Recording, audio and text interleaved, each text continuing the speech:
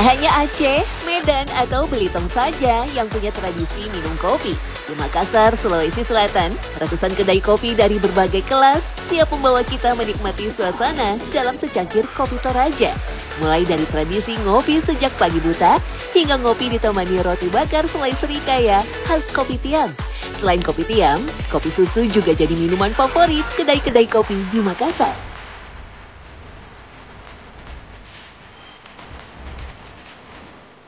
Di Jalan Bandang nomor 194, Bontoala, Kota Makassar, ada warung kopi yang sudah lama sejak pagi buta. Lihat saja, beberapa pria di sini malah masih mengenakan baju koko. Orang-orang mulai berdatangan selepas ibadah sholat subuh dan makin ramai ketika matahari mulai tinggi. Pastinya akan selalu ada camilan tradisional di samping gelas kopi mereka. Ada panada, lemper, barongko, taripang, dan kue lainnya yang harganya mulai dari Rp3.000. Kalau mungkin di daerah lain, ya kayak di Jawa yang pernah saya lihat, kalau biasa habis sholat subuh sebelum ngantor dia kan sarapan itu langsung ini kayak makanan berat ya, kayak nasi pecel atau apakah lontong sayur. Itu saya lihat banyak di daerah Jawa. Kalau di sini kita itu ngeteh atau ngopi ditemani dengan kue-kue tradisional.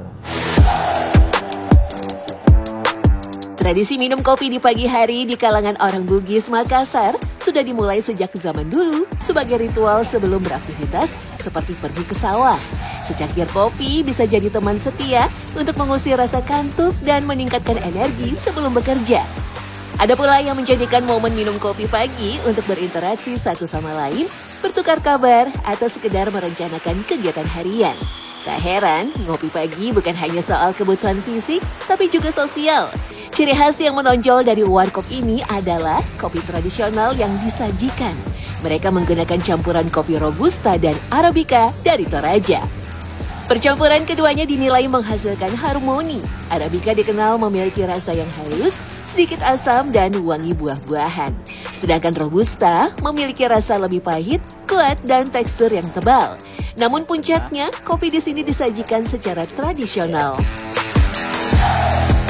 Kalau coffee shop itu kan dia pakai mesin dan dia itu kalau tingkat panasnya ini lebih panas daripada kopi mesin.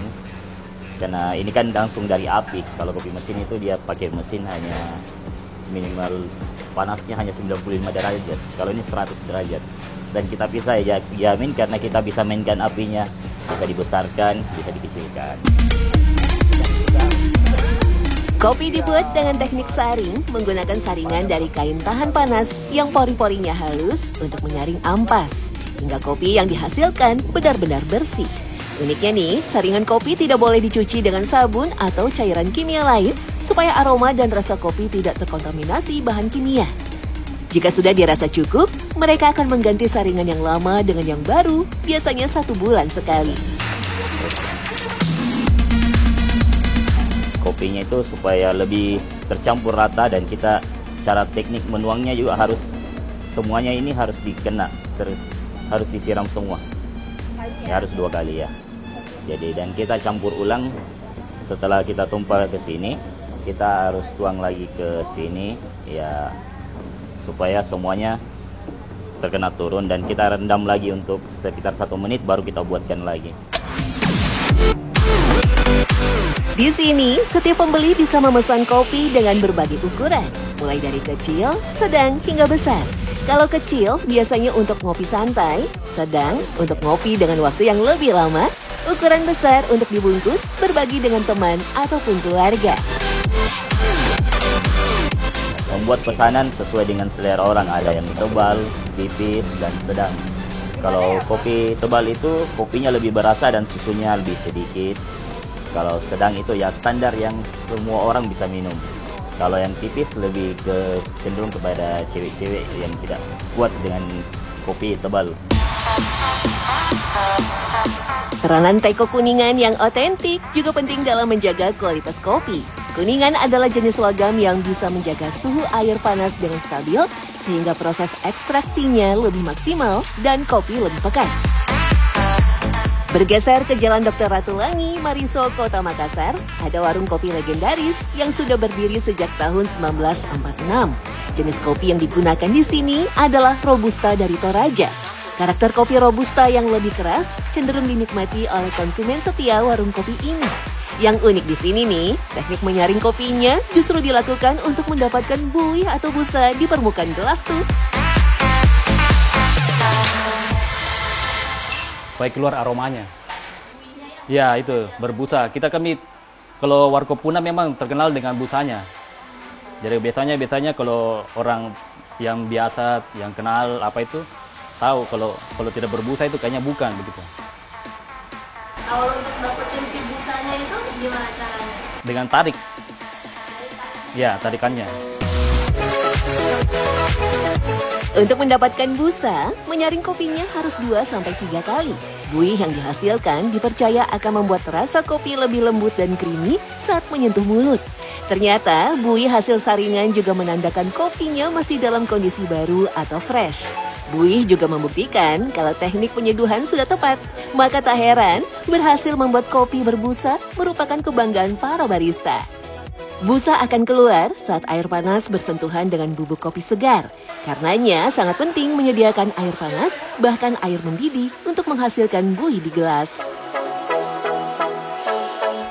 Kalau api tergantung, kalau memang sudah kita perkecil aja. Tapi memang harus lebih bagusnya dia terus nyala untuk kalau memang ada tambahan minuman lagi bisa dianu. Tapi dia bisa lama sampai berjam-jam tidak bisa dipakai. Kenapa ini? Jadi aromanya kan sudah tercampur. Jadi asam nantinya kalau terlalu lama. Ada lagi yang menarik perhatian saya. Di sini kopi wajib disajikan bersamaan roti bakar selai serikaya. Rasa kopi yang cenderung pahit dan roti serikaya yang manis dan lembut menjadi kombinasi rasa yang saling melengkapi. Tradisi ini dipengaruhi kopi tiam alias kedai kopi Tionghoa yang sudah ada sejak masa kolonial. Dulu, pekerja dan pelaut sering minum kopi hitam panas dengan roti bakar karena murah dan membuatnya pun mudah. Warkop yang sudah berdiri selama 79 tahun ini membuktikan bahwa tradisi bisa dipertahankan jika dijaga dengan baik. Warkop Punan ini pertama kali dirintis oleh kakek saya, Liang Tai Hong, sekitar tahun 1946. Sama-sama rekannya, bersama satu profesor dengan menciptakan nama Punan itu sebagai tempat persinggahan dari selatan.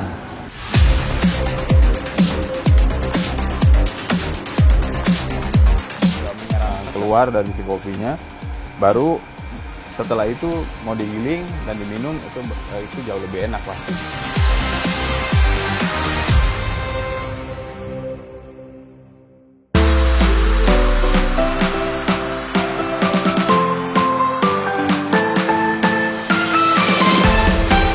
Rasa penasaran tentang tempat pemanggangan biji kopi membuat saya datang ke Jalan Somba Opu, Pulau Gading, Ujung Pandang. Ya, toko kopi legendaris ini sudah berdiri sejak tahun 1930. Tak disangka, pemanggangan kopi di sini justru dilakukan dengan mesin yang super canggih. Semua kegiatan mulai dari memulai manggang, mengatur suhu, dan mengeluarkan kopinya dari mesin diatur lewat komputer. Di sini, biji kopi dipanggang hingga tingkat kematangan medium roast, di mana warnanya tidak begitu hitam pekat. Kondisi inilah yang disukai konsumen karena tingkat keasamannya sedang dan sensasi berat serta tekstur biji kopi sudah terbentuk. Jadi biasanya kita akan biarkan dia minimal 24 jam atau sehari supaya bau-bau asap atau bau-bau pembakaran yang tadi kita lakukan itu benar-benar hilang dulu.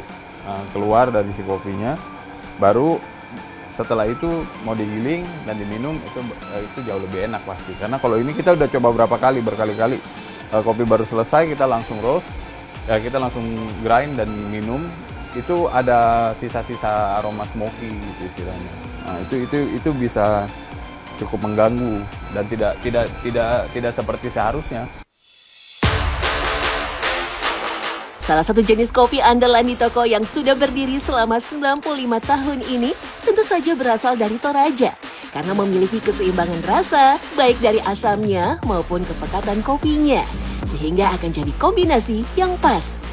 Sedangkan kopi Enrekang tingkat keasamannya lebih tinggi daripada kopi Toraja. Pun juga kopi Malino tingkat kepekatannya lebih tinggi daripada kopi Toraja.